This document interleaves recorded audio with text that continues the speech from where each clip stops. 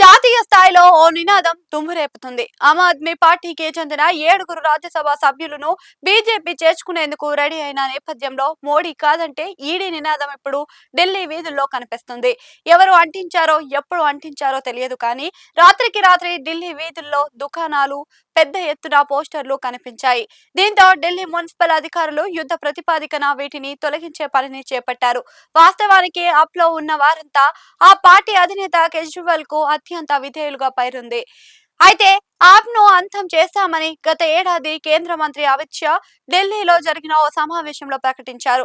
దీనికి ముందు ఢిల్లీ ఎన్నికల సమయంలోనూ ఆయన ఇదే విధంగా ప్రచారం చేశారు. ఈ ఎన్నికలే ఆప్ కు చివరి ఎన్నికలు, మీరు చూస్తారు ఇక ఆ పార్టీ ఉండదు అని రాసి పెట్టుకోండి అని ఉద్ఘాటించారు.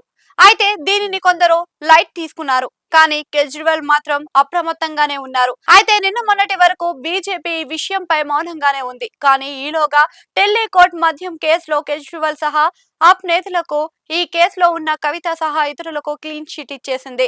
దీంతో బీజేపీ ఇరుకున పడింది. పైగా కేజ్రీవాల్ మద్యం కేసు విషయాన్ని మరింత దూకుడుగా ప్రజల మధ్యలోకి తీసుకువెళ్లే ప్రయత్నం చేశారు. దీంతో బీజేపీ ఆత్మరక్షణలోకి పడింది. తాము ప్రతిష్టాత్మకంగా తీసుకున్న కేసు వీగిపోతున్న నేపథ్యంలో రాజకీయ పావులను కదిపింది. ఈ క్రమంలోనే రాఘవ్ చడ్డాను అడ్డు పెట్టుకుని పాచిక భరించేలా చేసిందన్న విమర్శలు బీజేపీ చుట్టూ ముసిరాయి.